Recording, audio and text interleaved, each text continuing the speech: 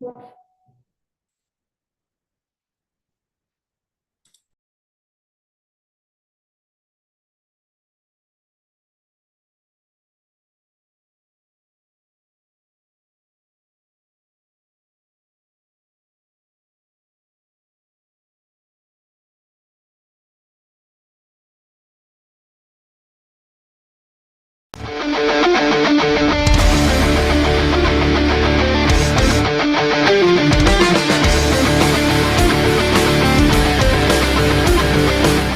Pankaj Rai.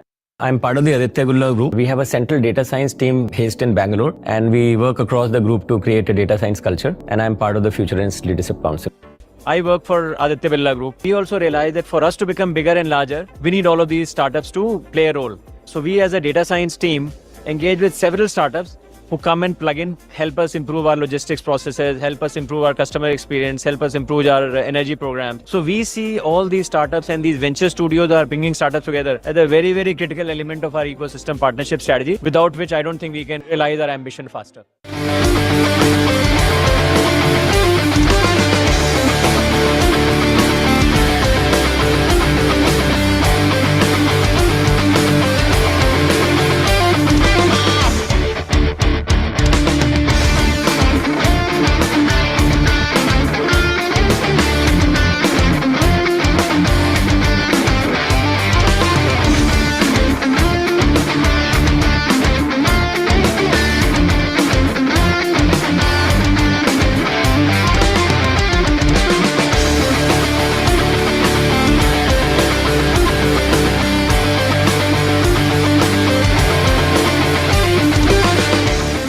Hi, I'm Mudit Saxena. I'm a global CXO leadership coach. I've been a CXO. I've worked in 5 countries over the last 30 years, and I've impacted 10,000 lives across the world. My students have come from the US, Europe, Middle East, Africa, and Asia.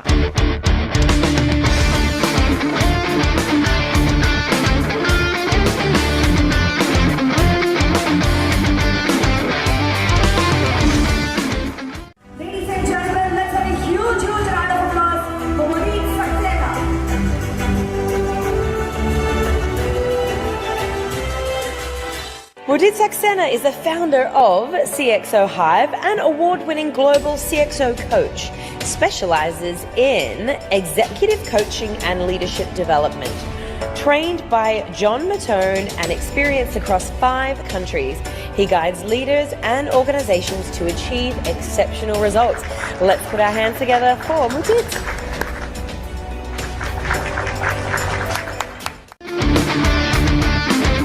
I'm accepting this award for every transformed client award.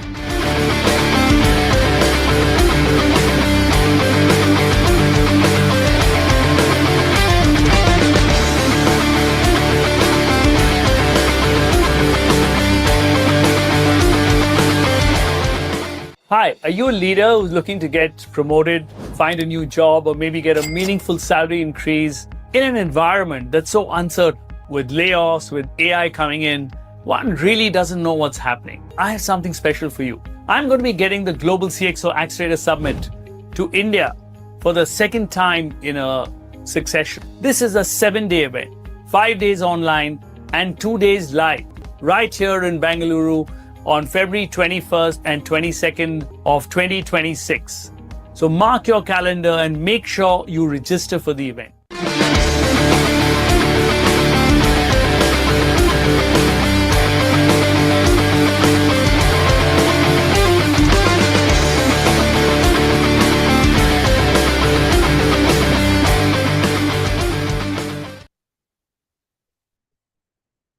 Okay, good morning, good afternoon, good evening, ladies and gentlemen, from whichever part of the world that you're logging in. It's such a pleasure to have you here today. We have yet another world-class podcast, and we have another great guest here today. So welcome, Pankaj. Great to have you here in the studio.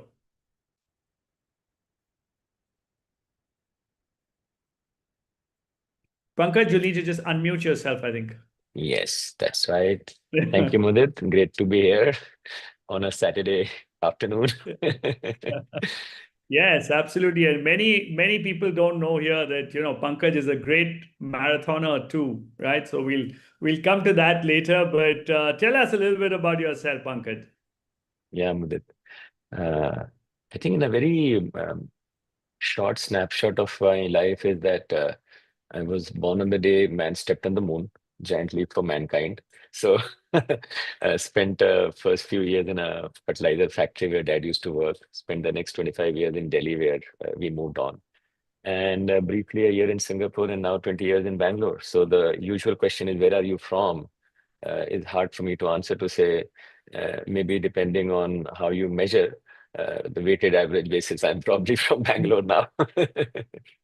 But yeah, like you see, initially I was in management consulting. I went into banking and then I got into some kind of an offshoring back office, which led me to analytics. So in some senses, my perspectives in life were shaped by thinking about strategy first, thinking about economics next, and then thinking about technology last.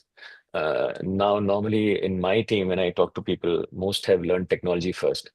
So then you have to add the layer of commerce and the humanities after that. And I kind of have created this terminology of a full stack human being where you have strategy at the top, commerce in the middle, and science in the middle. And I say you got to become a full stack human being. I was lucky to start with the strategy role, learned commerce and learned technology last. But since you have started with the bottom up, quickly grab the other two and become a full stack human being quickly. That's what the world needs now. You don't have time to wait.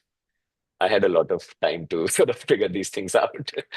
Absolutely, absolutely, Pankaj. So well said. I think, and that's some of the things we try and sort of also incorporate, in our programs that we run. Where just this morning we were talking about goal setting and how do you manage it. And one of the first things, we were talking about is whether you're a technologist or anything. First, understand the strategy, the business impact, where you're working, and then look at, all the other elements that help, because otherwise you won't really be impactful or move the needle, so to say, right? So Yeah, yeah, great. And looking back, Pankaj, just at your your own career, right? What do you see as some of the defining moments that have shaped you to become the person that you are? yeah. I think, some of these things are always looking back because when it's happening to you, you have no idea what will be defining. So I have to say that the first defining moment was when I thought I was a banker. I worked for ICICI, lent money, went to G and all of that. And then this opportunity to go work for Standard Chartered Bank in Singapore to set up a back office. At that point in time, this BPO industry wasn't in vogue. This was back in 2003. Somehow, some people told me, and I was in GE. GE had set up Jenkins, which was trying to become Genpact. I was fortunate enough to actually be part of the planning team, which wrote the business plan for Genpact. So it did give me a ringside view into what was happening because I was talked to people. I mean, I had no idea about that industry. But then I listened to some people and they said, this is something new going to happen. Why don't you try it out? I got an opportunity and I jumped there. So I do think that getting out of banking, which led me to Chennai and Singapore, was a big change when I look back because I thought I was a guy based in Delhi. I'll probably retire in Delhi. I was a banker. I'll probably be a banker, maybe move to Mumbai or some such thing. So that was number one. I think then being in Singapore and then someone telling me, this whole industry is going to grow in India, and I got this opportunity to come to Bangalore, which was not in any way I was planning. In fact, up north, this was seen as south, and some people said, "Oh, you're going to the south." It's okay, yeah, looks like it. So that's how Bangalore happened, and actually Singapore also gave me this passion for running. I met some people who said, "Why don't you run?" And I said, "Let's try it out." And then again in Dell, I was doing strategy offshoring, and someone in Austin said, "Why don't you try data analytics? You're trying to set up a team," and I said, "Let's try it out." So I think while they were defining moments when I look back, I think what was common was I was just willing to take that plunge based on someone's advice for no particular reason. I can't define why I said yes to any of those things. People say, "How did you say yes?" I said, frankly, even for my marriage, which was an arranged marriage at that point in time, I mean, we were just at those days, I guess we were just quite cool. We said, "Okay, let's try it out." It wasn't as if there were 500 options. So I suspect that these days, given that people have too many options, they think a lot and they think maybe I'll get a better one. Maybe some of us were constrained by saying, hey, I don't know whether I'll get another option next. Let's just grab it. So I don't know, but my suspicion is that some options came my way, and I just said, let's try it out, and things happen. But when people ask me, did you shape your career? I said, I don't know, it just happened organically. So everything is all hindsight, all approaches, framework that I create out of my life are all back-ended. None of them were proactive. Thanks so much, Pankaj, for being honest. And I completely agree with you, right? Just as much as people are spoiled for choice, they're also spoiled with more uncertainty, I think, today, right? And let's look at it this way that, today you're watching, right? I don't think we saw the kind of turbulence that's there in careers that is happening today, right? So, given the number of layoffs and given the advent of AI coming in and changing jobs so much, right? What's your advice to leaders today? How do you survive in this environment? So first of all, I think and by the way, I do a lot of these introspection and reflection on my morning runs almost on a weekly basis, and this morning was no different. So I think one of the reflection I have is that most questions that we are prone to asking today probably need reframing, because those questions presuppose a taxonomy and a mental model which was based on past data of scarcity. And this future data of abundance hasn't allowed us still to frame the right question. So it's up to us to sort of first ask a question and say, is that really the right question? Should I reframe it in every aspect of life and work? So that's just a premise. And therefore, many a times I'll try to maybe reframe the question that you may ask and say, no, Mudit, let me just try to reframe it and answer it this way. So I think a lot of things in the past were answer driven. We had a question paper and we had to give answers. Today we are saying you have to ask the right question. So that has flipped around. And I would say pretty much everything has flipped around, right? From scarcity to abundance. So all mental models, all ideas, all question that we ask, we should ask, is it a yesterday question or is it a tomorrow question? So that's just a sort of a framework to think about it. Now, careers, I think in the past were shaped by scarcity again. Some of us just said, hey, there are these two options, pick one, and there's nothing else, right? And therefore, they were shaped based on a few options that were available. So, trend spotting. So can you spot a trend? Was really the best mental model to take decision in a scarcity data. My dad spotted the trend. He said, doctor, engineer, take PCMB, did the right thing, and I kind of picked it up, right? Today, I think that mental model doesn't apply. I think the trend is exactly the opposite. I would call it trend setting instead of trend spotting, which means you have the opportunity in the myriad of options to create your own path. And we see around us, people are doing things which were not heard of before, and there is an opportunity to do that. So I would look at career in a very different way to say, instead of trend spotting, market mein kya chal raha hai, and try to follow that, can we change ourselves? Very hard, because we have been trained in a question answer era. We have not been trained in an era where you say, can I try this? Can I do this? Can I experiment? All of that. But I do think that we have to have a fundamentally different approach to careers today, to say, almost in a product management agile way, to say, I'll try a bunch of things. Some will work, some won't. Past failure, try new things. So can we look at our lives as a product manager and put things in the backlog, add some features, launch them. Some will work, some won't, and just continue to rinse, repeat, and stuff like that.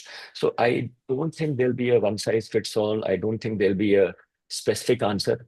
I think there'll be principles and approaches. Everyone will have to apply it in their own way. And just this morning, I was this friend of mine running who was from Amazon, and we were saying Amazon seems to be a good example of how corporates work. That they don't know what business they are in. They don't know they're perfectly fine with that. They just keep experimenting with the customer in mind and then keep evolving. Just like that, as I think our careers are on life, we probably need to apply the same agile approach, just doing things. We can take inspiration from others, but I think we will have to carve our own path, which is very hard because we are so trained to follow someone. We are so trained to follow a pattern that has been set by someone else. It's very hard to sort of set your own path. But I do think that it is a necessity and not a good to have, and an opportunity if you look at it that way.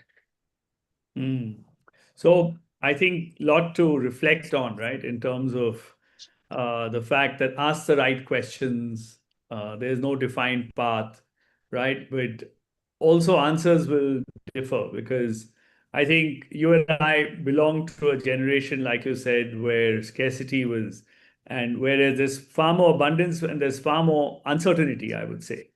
You And know, one other approach, way to think about it, would it could be that, I mean, I just learned it very recently. Both my daughters are studying economics, and they have taught them a framework called PESTEL. PESTEL is, an economic framework to define countries, and I didn't know that. And for the viewers, it stands for six variables, which is politics, economic, social, technological, environmental, and legal. And basically, they said that these six sort of variables define the country or the economy. And now, if you look at these variables, each of them was sort of relatively stable. Not all of them were moving at the same time. So I do think that we were in a very linear era. You can define one or two things and sort of have a projection of the future. But now the six are moving in a crazy way, and therefore there's no point in even preparing for the planning for a future. Yeah, certainly one can build scenarios and what can happen, and am I prepared for that and all of that. But we can't project. So we have sort of moved from a very certain Newtonian world to a quantum world where things are probabilistic, they are not deterministic. And we got to have a very different model to deal with that, because we are all very focused on still Newtonian, and that way that, it will be very definitive. I'll do this, it will happen. That's not happening. I mean, just look around. That's politics. Tomorrow, what will Trump say? What will happen? Look at the price of gold and silver. Look at any of those pestle variables, and you say you don't know what's going to happen tomorrow. Every variable is changing in very uncertain way. So I do think that given that situation, I think we have to evolve our own mental model, which has to be very different from the past, and it has to be modeled based on our own experiences and our own data. Because these days there's so much distraction, and you can go to the web, or you can go to ChatGPT, or you can read articles, and you'll see 5,000 opinions out there. They're all probably right for that context. But can we distill some of those, treat them as hypotheses and ideas, and try to see what applies to me and what can be my own framework? Because, like I said, it is an opportunity for us to be product managers, and we are a unique product. No one designed us to be like someone else. So can we shape our own future roadmap using that external data, but using our own experiments as the fundamental truth? okay, superb. I think there's a lot to think about, and let's give everybody that time and take a little break and come back in a minute. Yeah. Yeah.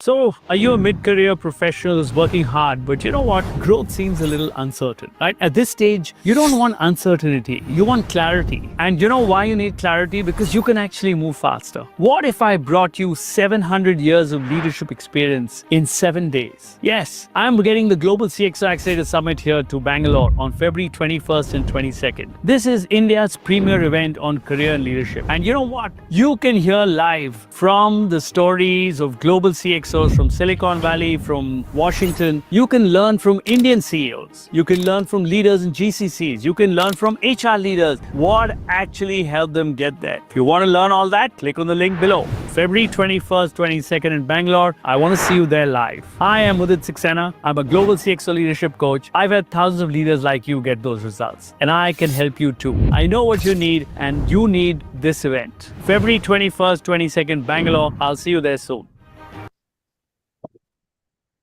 Okay, so here's a great opportunity for everybody to come and meet Pankaj live. I mean, what can you're seeing him at a distance, but what would it be if you could get these pearls of wisdom from him right there? So I'd encourage all of you who've not yet signed up to quickly sign up and come here to Bangalore. And let's get going, Pankaj. So very thought-provoking, kind of ideas, Pankaj.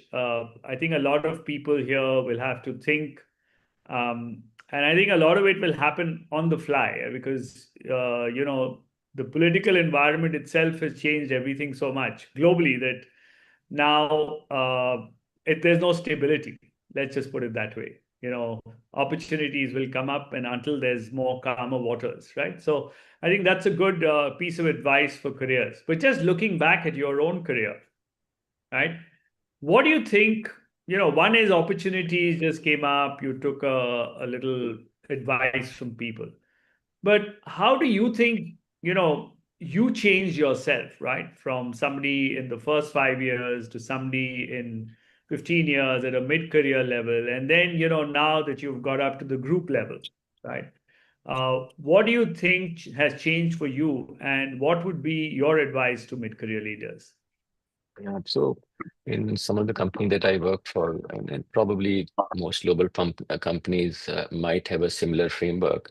So they would tell you in these L&D programs that there are three layers of sort of development or leadership that you go through. One, when you are an individual contributor, you start off, so you are doing it yourself. Then you sort of become a people manager and you are leading through others. And then you become a slightly more senior person. And then they say that, you are leaving a legacy.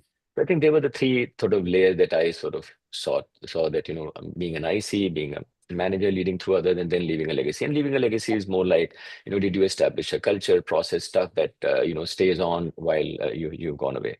So I would say that in some ways, this is what I also did in hindsight. I think the opportunity I had was that probably most of the role that I picked up, again, I didn't pick it up because it was that they were relatively new. There wasn't a incumbent before me. In many cases, that role also didn't exist. And I think I was fortunate to have people around me say, okay, you can kind of shape it in the way that you have to. So I got the opportunity to shape roles and therefore myself in myriad different ways. And I think that the GE experience, which was really related to process management, really shaped a lot of my thinking that, you don't just do the work, you try to create processes. And over time, like I said, leave a legacy. Now, nowadays, sometimes I reflect and think about this to say, is this what is going to happen to my daughters and to the others around me? I don't know the answer, but what I typically do is that when I look back, I try to create some frameworks. And these frameworks then have to be applied in different ways. But my current framework on this topic, Modit, is a 3P framework. It's almost like a Maslow's hierarchy, three-layer framework. So the bottom layer P is called process. The middle layer P is called product. And the top layer P is called purpose. So process, product, purpose. Now, when I reflect back, this sort of resonates with me as well. And I think this can be relevant for people to look at. That when the world was stable, you were a process manager or a process owner. And you would say, to tell people, oh, who's the process owner? Who's doing what? Because world is stable, there's a process, someone owns it. Over time, the world became slightly more, volatile. And people said, process is too straitjacketed. Product is probably a better description of owning, because if you own the product, of course, process is not going away anywhere, but product allowed you the flexibility to own something in a more broader way. I think where we are today, I think we have to all be purpose owners. And purpose is nothing esoteric.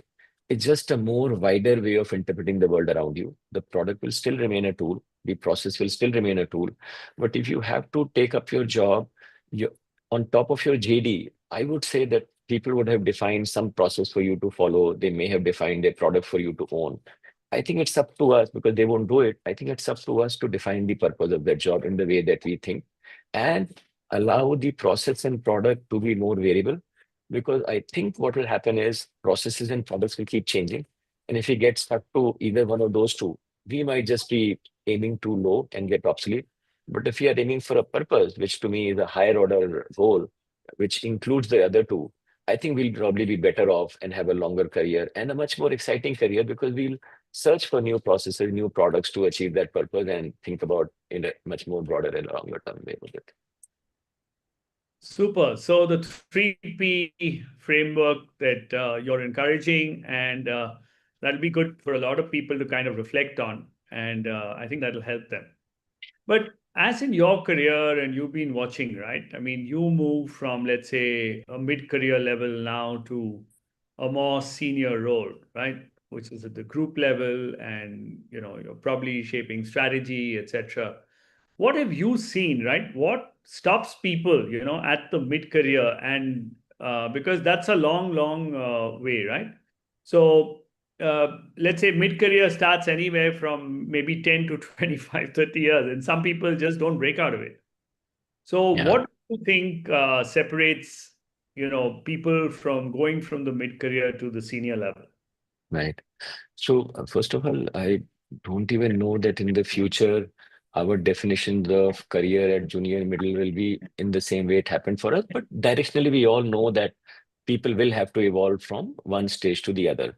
I think I have kind of come to realize that anything that is difficult to define, and they call it human skills and not AI skills, is where the differentiator has always lied and will also lie in the future. Because anything that is defined, everyone will compete and become better at it. Today, AI can become better at probably, right? But anything that is undefined is where the value is. So to me, these words like leadership, influence, culture, they have always been there forever, right? But many people have sometimes neglected it as a fad, or there are no universal definition that people have agreed to. So I do think that people should pay far more attention to those softer, fluffy things that sometimes maybe as engineers we ignored. Because when we were studying, we were told that if it's not mathematical and it can't be quantified, it must not be relevant. And I think I'm saying exactly the opposite, that things which are undefined, and if you are able to define it for your ecosystem, for yourself in a meaningful way and take people along, that will be your differentiation. So to me, I think in my own current role, I have to establish a new function. That function did not exist. The contours of the function are unknown and open to interpretation. So my job and anyone's job today, tomorrow will be that they will be in a situation where they're trying to do something totally new. It hasn't been done before, which is what I'm promoting, that everyone should be trying new things. I think the biggest thing will be, are you able to develop your own conviction on what that is? Can you weave a story to take people along so that they can become part of your story? I think people talk about storytelling skills, people talk about influencing skills and leadership and all of that. To me, that's most important. That are you able to craft a purpose? Are you able to bring other people in who can see a meaning in that purpose and it becomes a shared purpose? And can you take people along? Now, it seems very simple. This has been said before. But to me, these are the differentiating factors which will take people far, because all the tactical things, the technical things, I think everyone will be able to get there. So that won't be differentiating. So these softer things will be differentiating, and everyone will differentiate themselves in different ways. I can't tell someone that this is going to be your differentiation. You will have to figure it out. It's no different from, let's say, sports. No one told Chandrasekhar, the bowler in our times, to do that googly that no one knew. And it's not as if someone else couldn't do something else. There are so many different players we see on the cricket field where they have found a very meaningful thing that they are good at. Now, someone else doesn't need to copy them. They have to find what they are good at and create the differentiation in their own way. I think in the best practice sharing era, which was the past era, I think we have to say that, those best practices we have to take inspiration from, but create our own practice, which might be very unique. So I think we have to move away again, time and again, I would say that be the owner of your own product and try to find your own path, take inspiration from all, but do your own experiments and craft your own path, as in cricket, as in sports, as in any other walks of life. I think career is going to be no different. Thanks for that, Pankaj. I think lots to reflect here, because I keep telling my cohort and the people who I work with across the world, right? So certifications are what you call as definable, right? Now certifications are good to help you do a particular job, right? But if everybody is data certified, if everybody is cloud certified, if everybody is PMP certified, and if everybody is whatever else certified, right? That's not going to be a differentiator. And therefore, what you're referring to as the undefinable, the softer aspects of leadership, behavior, presence, influence, right? These are things that will always define human beings and have always done so in the past too. Right. So whether you're, as short as Napoleon or as tall as, or a Goliath, David and a Goliath story or whatever, if you go down the time, it's always character and, what defines human beings that separates them. And Mudit, So I'm glad. If you Yeah. reflect, all of us could look back and see in our school, colleges, there were people who were leading things. They were not, they were just taking people along, creating a purpose. I wasn't one of them, by the way. My dad told me you just have to study and answer the questions. I wasn't that. But I saw people who would lead things. There are people in our family. If you look at our family, there are people who will bring people along, take them further. So I do think that we have seen such people. It's just that many of them were not corporate leaders. They were not leading P&Ls. But if you look back, there's so much to learn from. So these days, people talk about work and life, and I said this is all totally integrated. I apply a lot of things that I learn at work in my life at home, and I learn a lot of things at home, which I apply in life. So I do think that we can learn from anywhere. In fact, my favorite statement to 22-year-olds who joined my company and introduced to me that, oh, I'm a fresher. I said, no, you have 22 years of life experience. You have dealt with dotted line managers when you were young. You had mom and dad. By the way, you dealt with many dotted line managers when you grew older with your uncles and aunts and grandparents. So you have actually navigated a large organization already without knowing it. So take some lessons from there and so many other things that we have learned in our life, but we haven't thought of it that this is corporate learning. So I tell them that uncle of yours is probably the one sitting in the tie as that VP, and you had a tough time at home dealing with that uncle, and you leverage your cousin to get something doing. Maybe that's the cousin you need to find in the office to get. So again, you can look at the situation around you, and I would say use first principles. And there's so many things that we can apply from our lived learning. I mean, we have heard women who have taken maternity break. I mean, they have spent that time learning some skills. It's just that they or some others haven't seen it in the way it has to be. So I do think that we have to look at work very differently, especially with gig work coming along and all kinds of things coming along, than the way we have looked at work in our generation with it. So we have to bust some of those models, create new models. Absolutely. So superb. I mean, I think being able to integrate those lessons in either sphere, right, personal life to work life, will stand in good stead. Now, you've also looked at people whom you worked with, right, and now you're working at the group level, and some people across. I mean, it wouldn't be your particular group, but some people fail to make that cut. They continue as mid-career sort of leaders. Any words of advice besides, what is it that people need to do to break out of that circle and get to the next level a little faster? Yeah. So first of all, I always tell people that, there are a set of necessary conditions, but they are never sufficient to success, because sufficiency requires a lot of luck. And I think we all know that in our heart that so many things have happened just out of sheer luck. And we sometimes don't focus on it. And many a time they think that, our success is because of our own smart work or good work or our intelligence. But we all know that, many other people probably did the same thing, but didn't make it. But yeah, what is in our control, those set of necessary conditions is what we can work upon. And then the rest of it is luck. And it's not possible to say that it will really help, but it will. So I do think that a lot of people are unable to deal with the ambiguous. And I don't know whether it has to do with our education system, and especially the focus on the science education system.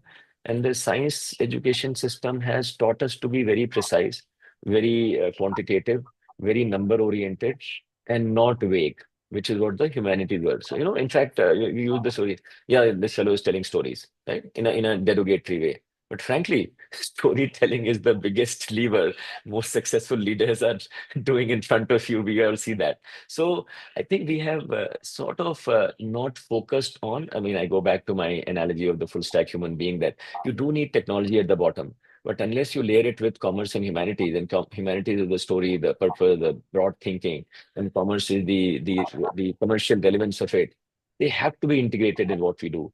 And our education system have given someone the arts education, someone else the commerce education, and someone else the science education. But we all know that in this volatile world, the one who can package it all together is the one who's going to win. So I do think that people have to go beyond whatever they studied.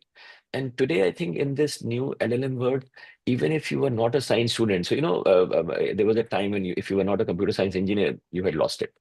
Today, I tell people that LLMs are actually humanities; they are English. So you as a humanities student maybe can write better prompt, maybe can think differently and think better. So don't think that you are at a disadvantage. So I do think that the newer technologies are bringing opportunities for a lot of people with any kind of education to acquire complementary skills and become more holistic and wholesome more quickly. But it's up to them or up to us to figure out how to do that in our own way, depending on the situation we are in, context we are in, but remaining in the same situation. So, our identities are also defined by what we are. So someone will say, oh, I'm a data scientist, I'm an engineer, I'm this and that. That itself is limiting, because by saying that, you're also saying that you are not someone else. So I do think that definition is maybe it's a process or a product definition. It's not a purpose definition. You are who you are. You are Mudit. Mudit is limitless. Yeah, you may have picked up a few skills here and there, but there's no reason that you cannot do something else. So I do think that we have to tell ourselves different stories than what I think we have inherited thanks to the society and the education system. And that story can be different for different people. And it's up to us to define that story and that purpose for us, and it can change. Okay, great, Pankaj. I think that's a lot for people to reflect on. So we'll take another quick break and be back very soon.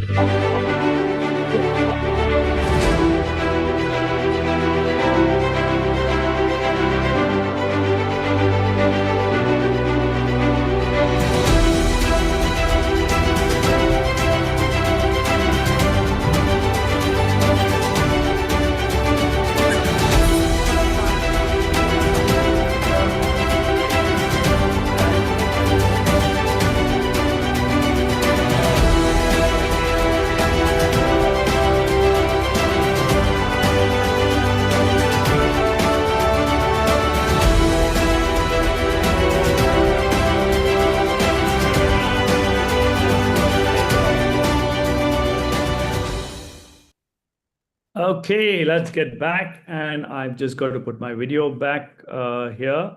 And as we get going, Pankaj, I think you brought in some very valid, just 1 minute.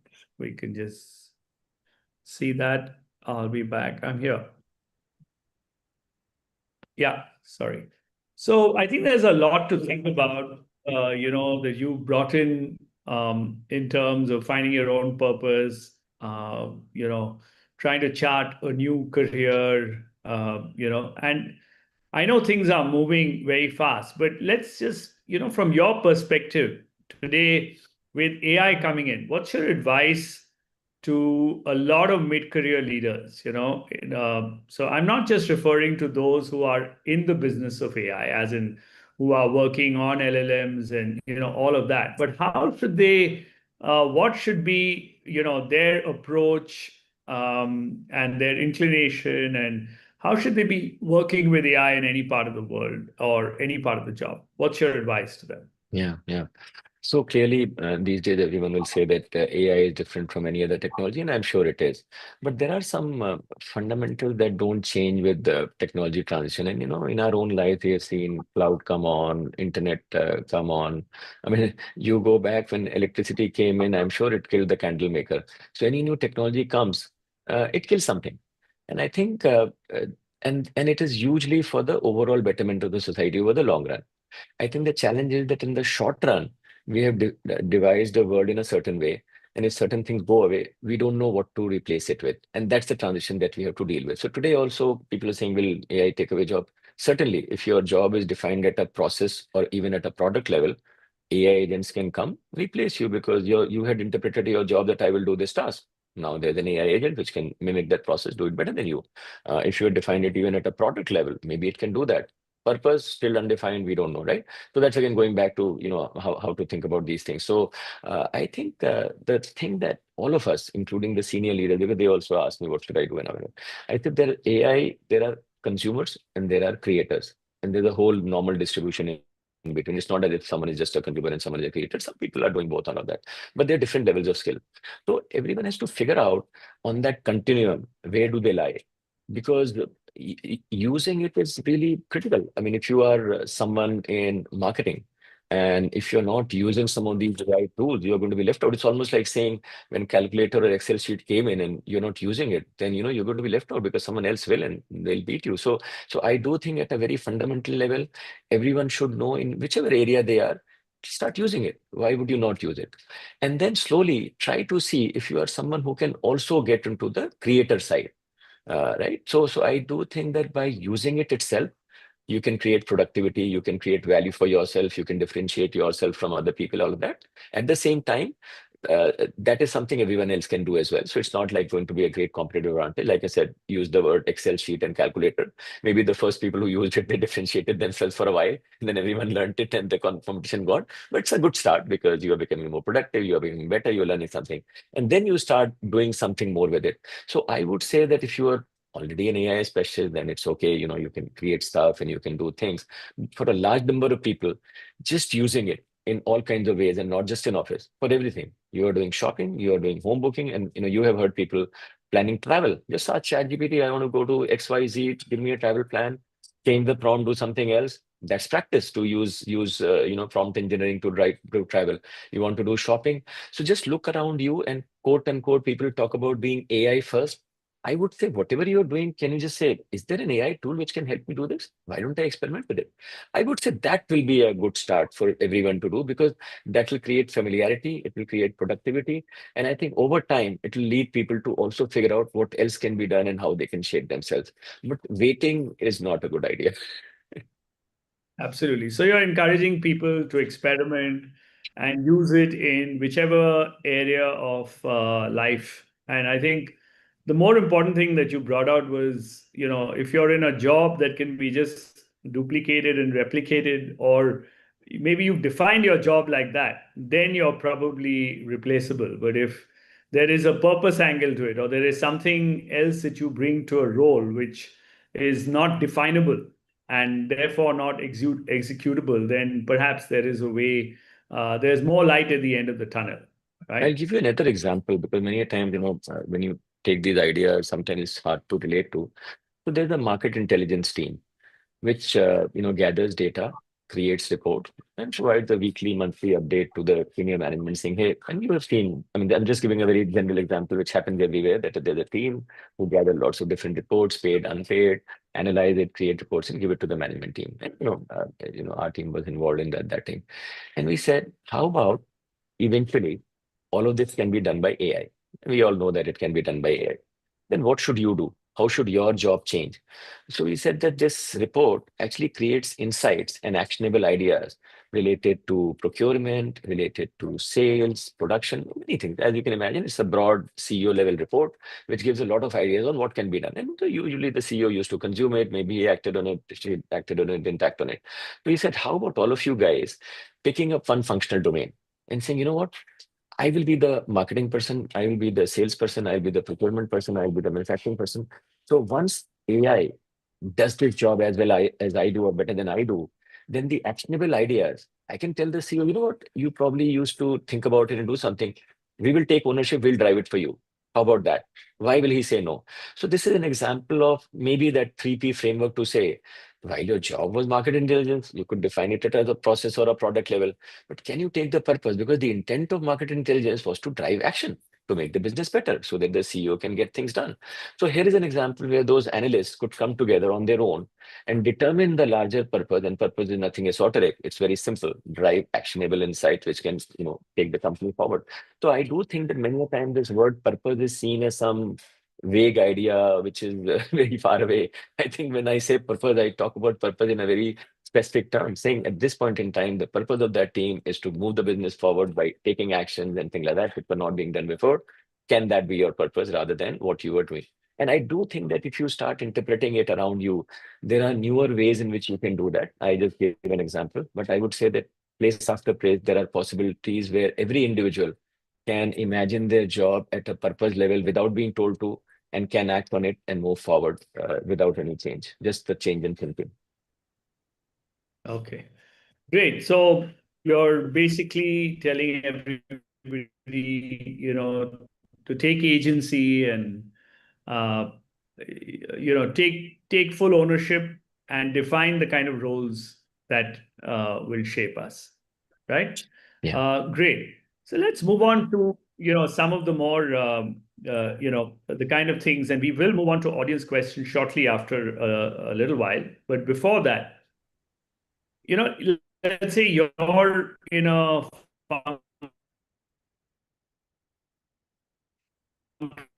had many stakeholders, right? How important do you think managing stakeholders is? Yeah. So in our team, so we are a central team. Our job is to create you can say, data and AI culture. That is what any enabling functions role should be. Whichever team you are, your job is to create a culture of whatever that function represents. So what we have done is to sort of make it a bit more objective for all of us around us, because something very subjective is very hard to follow. So we did some brainstorming session in our team to say, can we look at whatever we are doing, try to create some objective way to articulate it and do it in the same way so that everyone can follow it. It's almost like saying when I was leading Six Sigma at GE, the common framework used to be DMAKE, define, measure, analyze, improve, control. Everyone followed it. So we said, what could be a AI-driven transformation framework which will help us drive this? So what we have now come up with, which we are using, and our team sort of resonates with it because it was based on the lived experience of that team. So like I said, there are lots of frameworks out there, but this framework was derived basis our own team's experience through a brainstorming session. Therefore, there's ownership and there's some way of also enriching it and so on. So the framework really is a three-layered framework. We call it the three Ws: ways of thinking, ways of working, and ways of doing.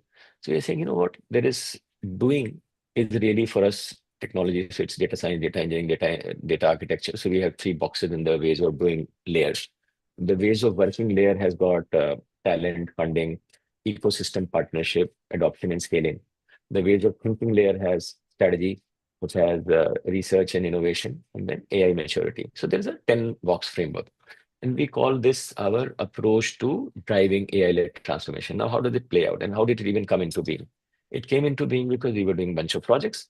And then sometimes we got stuck in talent because, people did not, we would BOT a project and people aren't ready, they're not trained, they didn't have the right product structure, they didn't. So there are a bunch of stuff we learned on the people side. Then sometimes funding was a constraint, or how much to spend, how to articulate ROI. So there's a bunch of line items on the funding bucket. Then there was ecosystem. Why do you have to reinvent the wheel if the startup has done it? So there's a bunch of bullets you can see on that. Then how do you scale it to 70 plants, 100 stores across businesses, all of that? So a bunch of examples.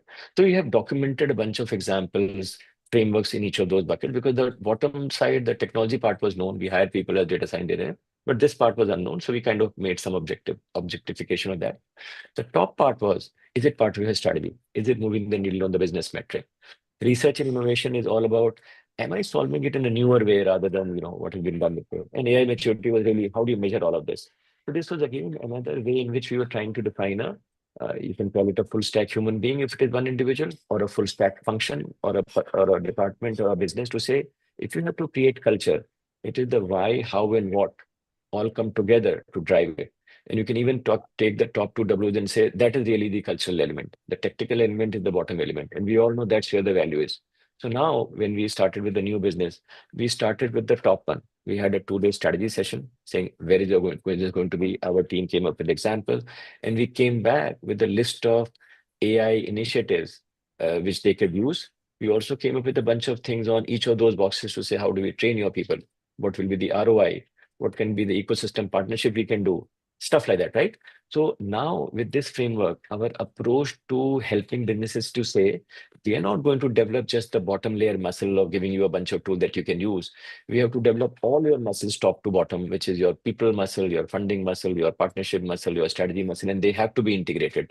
And I give the example of me as a marathon runner to say, my head, my heart, which is the cardio, and my leg, they all come together when I run the Mumbai Marathon.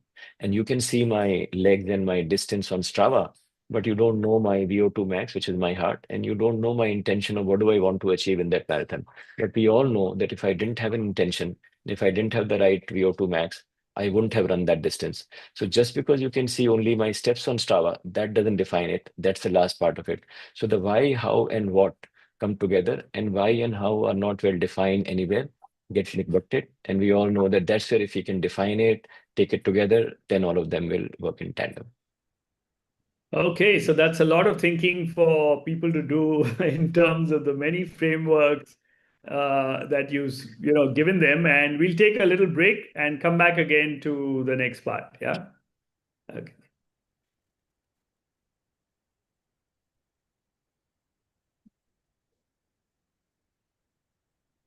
Are you a leader looking for a promotion, a salary increase, or even a better job? And you're working really hard, right? You invest in certifications. You've really trying to upgrade yourself. But I think you know that maybe your career hasn't done as well as you wanted it to be. Maybe some of your colleagues are a little ahead of you. Well, don't worry. That's why I've got the Global CXO Accelerator Summit here to India on February 21st and 22nd. Actually, it's a 7-day event, 5 days online and 2 days live in Bangalore. Why is this event special for you? Simply because I'm getting CXOs from the US, from Silicon Valley, from Washington, DC. We've got CEOs of many Indian companies here who are going to come and share secrets of what helped them succeed. We've got a special GCC section where leaders from the global capability centers are going to tell you what's required in that high growth area in India. And above all, I've got HR leaders here also. So we're going to go beyond just resumes and, interviews, but what is it that they look for when they want high quality talent? What is it that they need when they do their talent planning? Interested? Click on the link below and I'll see you on February 21st and 22nd in Bangalore. Click, book your tickets now before they disappear. Thank you.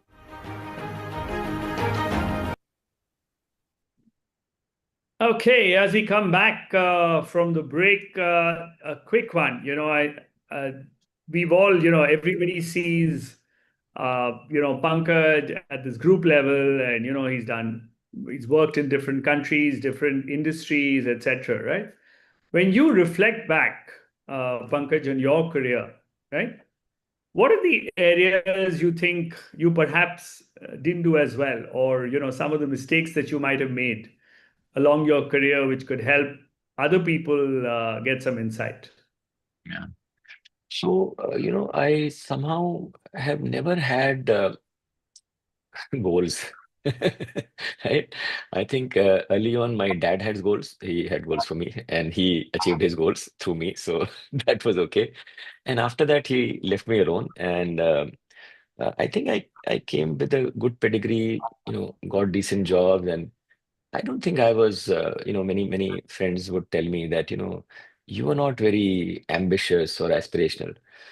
I think maybe I was ambitious or aspirational in my own way, not in the way that the society or the world. I would take my job seriously, try to do a good job and find pleasure in it. And I didn't need too much of validation. So I don't think I was ever promoted in any of the jobs. I never sought a promotion, and frankly, no one gave it to me. And I was okay with that because I reflected one day and said, I stayed in Dell for 11 years, not one promotion. Stayed in GE and all for 4 or 5 years, no one promotion. I'm not expecting any promotion here. So I think somewhere, and it wasn't a plan, but it's a reflection that these promotions were not something that was motivating me. Maybe there was some other thing which were motivating me, and I was happy with that. So uh, it's hard to therefore say what is a mistake. A mistake is something that you reflect and think that you could have done differently. My sort of mental model tells me that I think I was trying to do the best I can and was happy with the result. I mean, it sounds like the Gita, but maybe that's the best explanation I can think of in my reflection, saying I have no regrets. And they ask me, "Do you have regrets?" I said, no, love my life, love whatever I have done. I'm sure I must have made mistakes, but that's product management mein mistake to hona hi hai. And it's not a mistake; it's a learning experience. So I have not interpreted anything that I have done in the past as a mistake. It's hard to therefore say because, like I said, there was no goal. So if let's say if I had a goal of being XYZ or on a certain salary or on a saving and I didn't reach it, I would say, you know what, I didn't reach it and therefore there was a mistake. So mistakes and regrets somehow don't figure in my mental model of thinking about my own life. Okay, so that's great. Good. And that's a very philosophical approach, which is good. But when you look back, is there something, I mean, that might have worked for you, right? But something more broader for mid-career leaders to sort of take stock at the level and where they are, right? Given the new evolving world, right? What would you, just some words of advice that you think, might stand in good stead? Yeah. So I think number one is, at least in our generation, the pedigree was paramount. If you got into a good college, you were done, right? And maybe that helped me because I was fortunate to get into some of the best colleges, and therefore everyone would assume that you must be smart unless you make a fool of yourself. So you got the benefit of a default hypothesis which was in your favor, right? And that's the world we lived in, right? We all assume, oh, IT ka hai, whatever, right? My personal view is that in the next 20, 30 years, that hypothesis will probably disappear. I think there'll be other alternate mechanisms for people to display and judge value. If you look at China, the government has a mechanism. They give you a score, right? I do think that even today, those kinds of scores exist in the tech world. If you were a data scientist, maybe your Kaggle score is better than anything else. Someone who's looking for that, they'll say, if that is what you are, I don't care which college you went to, and frankly, whether you went to college or not. So I think, end of the day, everyone is looking for someone of value who can help and create an impact. Earlier, the education system was a filtering mechanism to simply give you that person of value, and you went with that. Today, there are so many different ways in which you can create value in the social media world that we exist today, and the way things are happening. Learnability is most important, thing like that, right? So I think people have to imagine that if you have a great pedigree, don't imagine you are done. Things could go down. If you don't worry. They're enough with that great pedigree who will become complacent and you can take their place and leapfrog. So I think the world is quite open. And I think I would advise everyone to say, whoever you are, if you are in a high place, that could pass. If you're in a low place, it certainly can pass if you think about it. So I actually think that the world today is actually quite exciting for everyone. Because in the past linear world, someone had taken a lead, there was no way you can catch up. Today, in companies, in countries, in pretty much every element of life, people are catching up and dethroning the leader in very quick time. So I think it's an exciting opportunity for someone to say, I can do anything. And that's the approach they need. Not that everything will happen very simply, but I think the opportunity or the ground certainly exists. So I think everyone should take hope from the fact that you are in an era where things are changing very fast and look at that change very fast as an opportunity rather than a drawback. Superb. So look at opportunities, look at creating whatever you can in the future, right? Because the past is can't be changed, and only people who live there will live in regret, I would think, right? So that's a great piece of advice as we go forward. One more thing in terms of so many people, and actually, if you look at the number of inputs, and as well as the number of stimuli that's there in the world today, right? And everyone is bombarded with messages as well as everything, right? So what is your view on, let's say, executive branding and having a presence in terms of a leader where you're able to make your mark and differentiate? Because you talked about the purpose part also, right? And finally, you have a choice of either being the world's best kept secret or being relevant and discoverable in this world. Let's just put it that way. What is your view to mid-career leaders, especially? So, I'm a framework guy. So I had created a 5C framework also from first principle, looking at supply demand of what characteristics will be in short supply and high demand. And there's a derivation of this framework also somewhere on YouTube. But the 5C really stands up like a Amazonian flywheel. It stands for curiosity, that you're curious, asking questions, wherever. It could be any aspect of life. And I'm sitting in the aeroplane, someone next to me is open to talking, I'm just curious, right? Curiosity, I think, would lead to compassion. And to me, compassion is really adding many more variables in your life's optimization equation, that you are considering the environment, the other fellow human being, someone else. So you are expanding your universe. So curiosity to compassion of expanding the way you view the world. And then developing a conviction to say, in this worldview that I have formed, what is my ticket to play? That's the third C, which is the conviction. And then creativity, because I think if you get to these three, you will be creative because you're in the flow. And then communication. Communication meaning whatever you have created, just throw it back to them. And then they'll ask a question and you go back to curiosity. So to me, this flywheel of 5C of curiosity, compassion, conviction, creativity, and communication summarizes in some way also what I do and what I believe in. And I think therefore this communication can happen through many mechanisms. To me, that happens in my run in the morning. We talk to each other and we build things. Happens in office and offline world. Uh, to me, and there's a question here also about LinkedIn and branding and this, that, and the other. So networking and branding, I think are given too much attention. I think they all have to be the purpose. So to me, in this 5C framework, the networking will be with a set of people that I can relate to. I won't be curious about things that I don't care about. So I don't have to network with someone that I don't have any connection with or I'm not curious about, right? And similarly, my communication will be to the cohort that I can relate to, which can give me feedback to fuel my curiosity back again. So I do think that networking and branding has to be thought through, not in a broad spray and pray mechanism, but in a more personalized mechanism to say the cohort that is relevant. I do think it's a long gestation activity, like just like going to the gym. Initially, your muscles don't show up, but they show up in long time. So I do think that if this 5C has to be practiced, I think you develop a network, you communicate. Over time, things will shape up and will happen. It'll be hard for me to tell anyone in which domain should they go, because that will be based on their own data and their own interpretation. So someone asking, okay, which are the places I should develop my skills in or display them on? Oh, if you're a social media influencer, you'll display it in a certain way.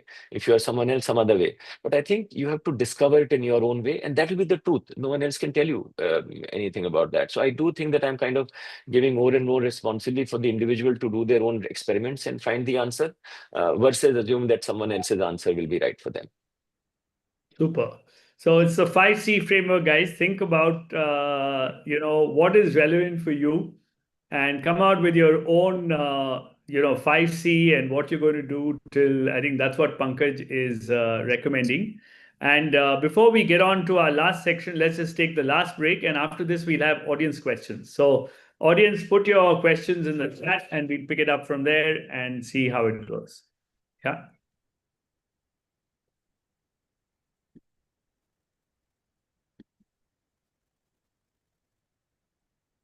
Hi, are you a leader who's looking to get promoted, find a new job, or maybe get a meaningful salary increase in an environment that's so uncertain with layoffs, with AI coming in? One really doesn't know what's happening. I have something special for you. I'm going to be getting the Global CXO Accelerator Summit to India for the second time in a succession. This is a 7-day event, 5 days online and 2 days live, right here in Bangalore on February 21st and 22nd of 2026. So mark your calendar and make sure you register for the event.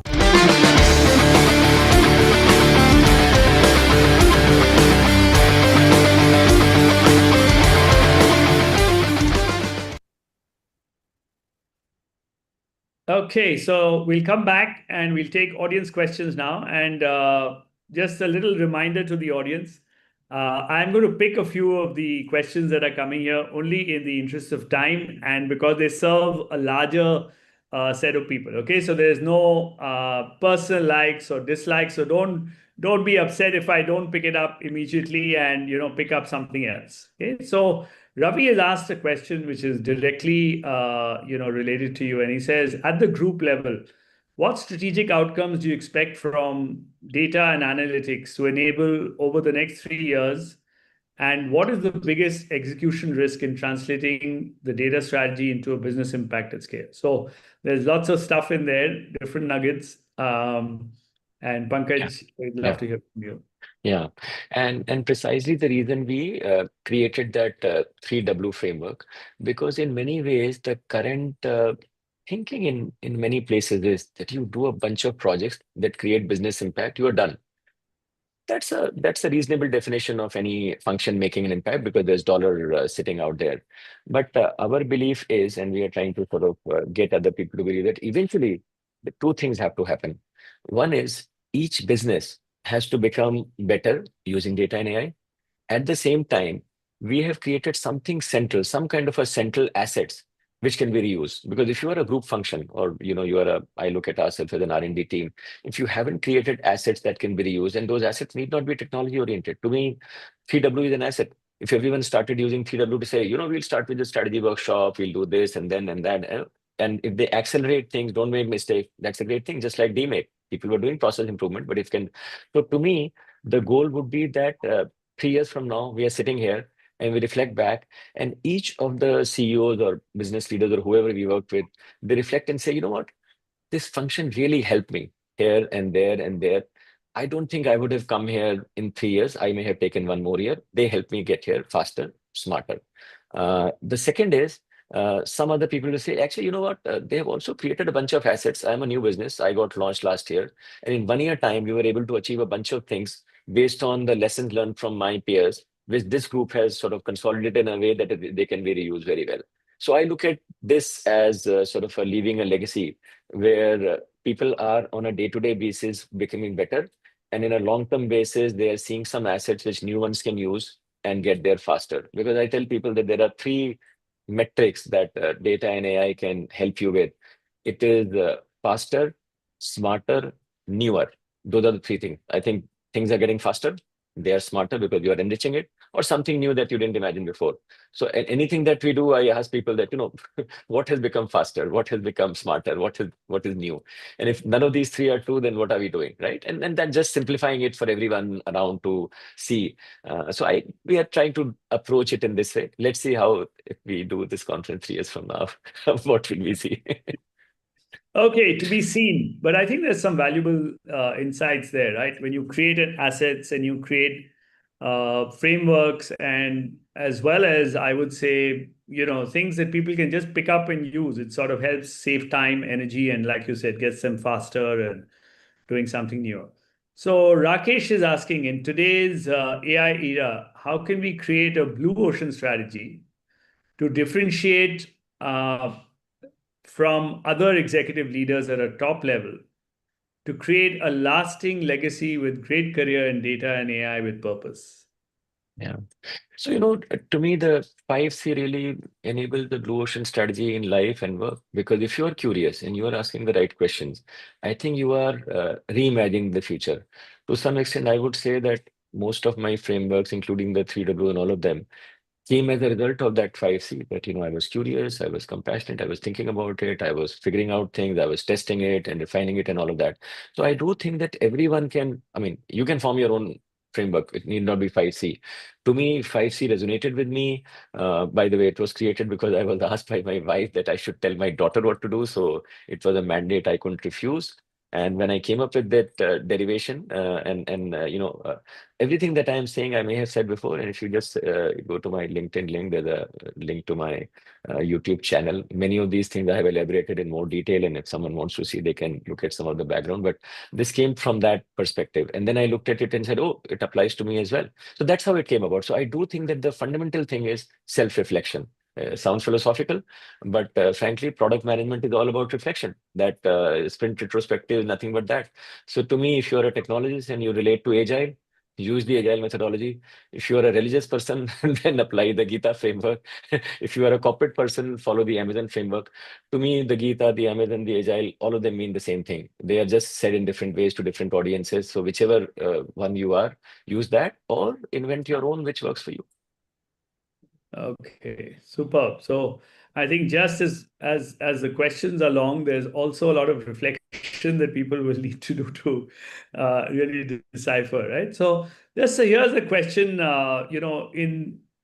In the coming, I'm just going to add to Saurabh's piece where he said, "How do you see organizations, structure changing?" And he said it in Indian conglomerates, but I would, say that in irrespective of whether it's Indian or global, right? What do you see? How do you see structures evolving, and what do you see in the new world, right? How will organizations tend to align themselves all over again? Yeah. So I think first we have to see, where did this structure come from? See, all our management books, all our frameworks, all our approaches related to corporates were all born in the industrial era, because that was the era. If you look at agriculture, services, and manufacturing, the three segments of production, I think companies were born not to serve agriculture, not to serve services, but to serve manufacturing by and large. Right? That's what happened in the early 1900s. So every management thinking, every process for that, whether it is DMAP, all of that. Now, the manufacturing era really is characterized by precision and predictability. Six Sigma, you should be able to project waterfall model. We should know everything very predictable, right?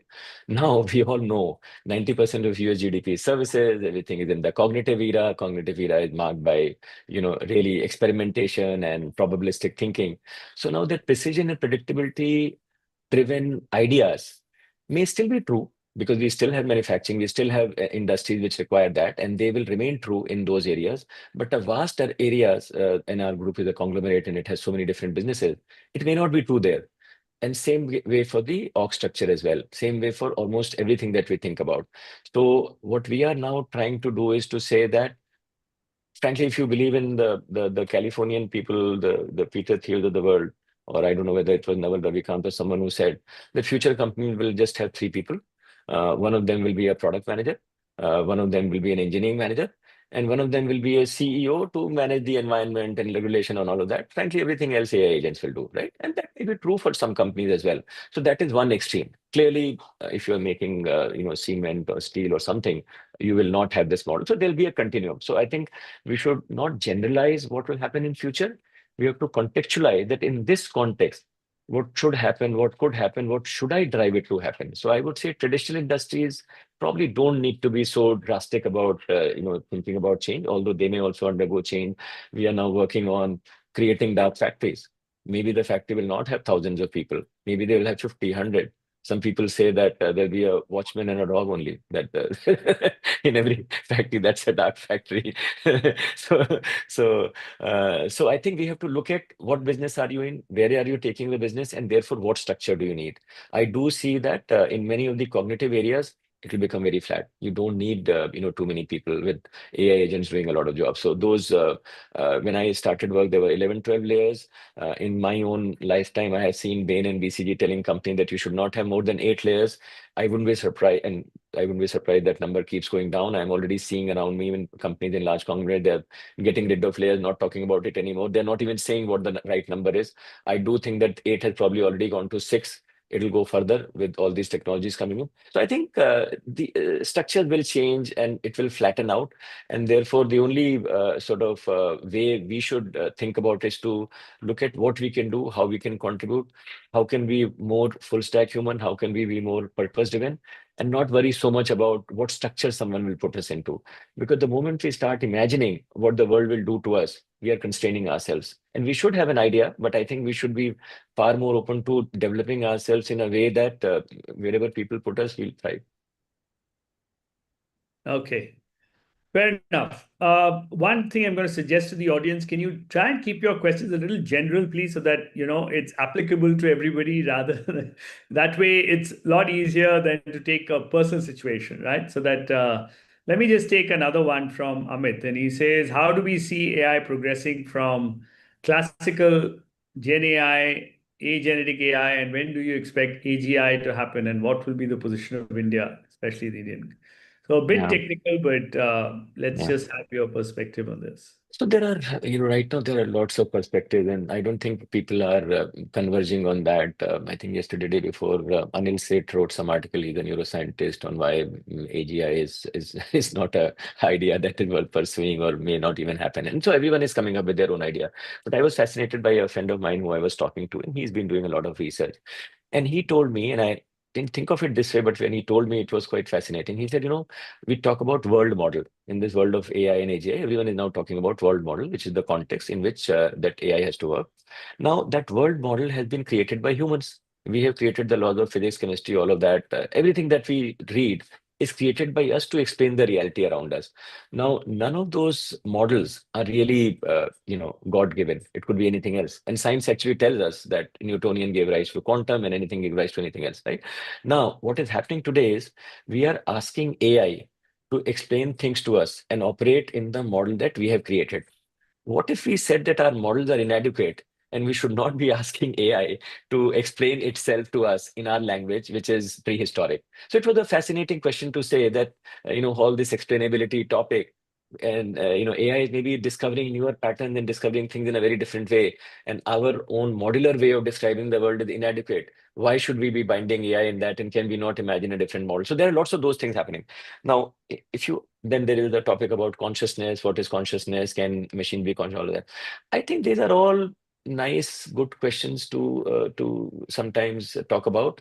But practically, if you ask me, I tell people very practically. So in the next 10 years, I don't expect any AI to give me that masala chai that I enjoy.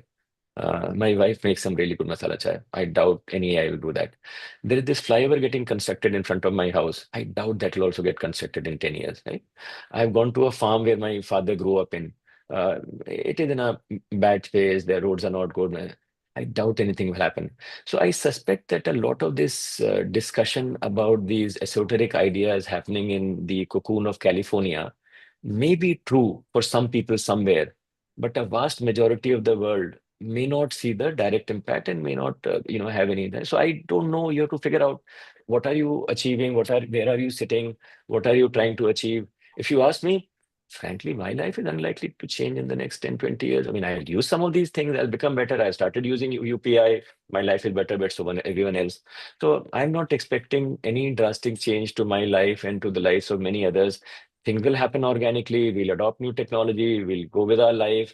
It's only sensational articles which are making people believe that things are going to happen in quick succession and change the world.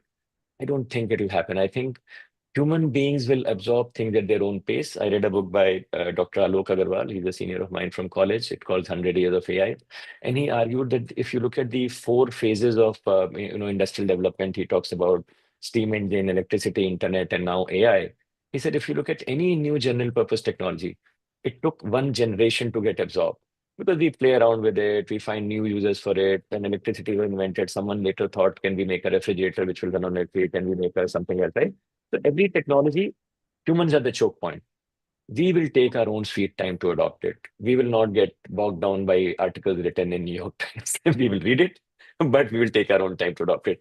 So I don't know whether any of these things are, to me, practically bothering at all. I look at them, they're nice topics to converse. I like it because it sharpens my mind, but I don't get bothered that anything drastically will happen to my life. And everyone has to evaluate what will happen to their own life. Your life is your set of data points. Look at what will happen. I don't think, at least my belief is nothing will happen. For you, maybe something will happen. Maybe you are the AI scientist who will create something new and change the world. Sure. So everyone has to evaluate their data points and find their answer to what this means to them. For me, it's organic. I've been adopting technology. I'll adopt some. I'll not adopt others. Life will go on. Okay. So I know we've taken a lot of your time, and we'll probably take one or two more questions only. We've crossed the 1 p.m. mark. That's I okay. think That's okay. been at it, Saturdays are for a nice. while. It was a good day and a good time. Yeah. So the essence is, something that you brought out triggered something in me when, Vaishnavi at the Davos, right, was representing India, the IT minister, and somebody said, India is really in the second quadrant. It's not in the top. You must have seen that clip. And I found that answer very interesting. And actually, another clip there was, he was saying that, look, you can have many things in AI, right? It's a wide world. But what are the most practical things that you can use? And he said that India was, working on 10, 12 things which can address 75% of most problems, right? What is your view on, just the width of AI vis-a-vis what are the more practical use cases that we can see in our lives? Yeah. I think it was one talk by Nandan Nilekani, I suspect, where he see that AI is being used by the Western world to create profits. It is being used by the Chinese to monitor their citizens, and it is being used by us to, lift people from the bottom of the pyramid, right? So the purpose of AI for different nations and different individuals and different cohorts will be different. I actually believe that, and we have seen it, the whole DPI is a term that we invented. So I do think that every, country and every organization, individual will follow their own path. And I do think that the minister is saying, in my context, I understand who my population is. I understand, who I want to help in what way. And I will figure it out in my own way, which is what we actually advise to our company leaders also. You are the head of jewelry, you are the head of cement, you are the head of X or Y or business. You got to figure out in your context, what is the future that you want to create? In fact, I was attending a presentation by the management consulting firm McKinsey, and they said there are three things to keep in mind in a AI-led future.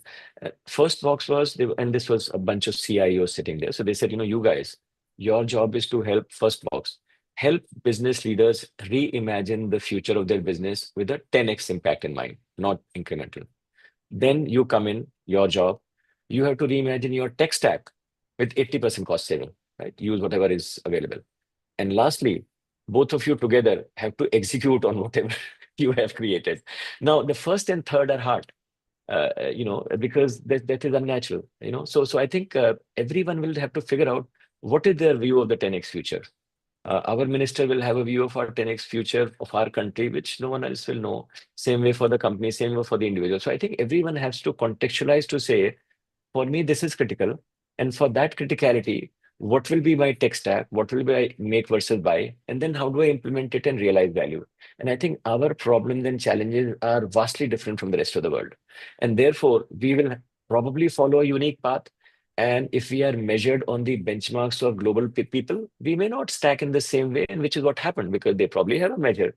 But I don't think that measure includes the context that India has and the aspiration that India has, which is the important part in all of these things, I think.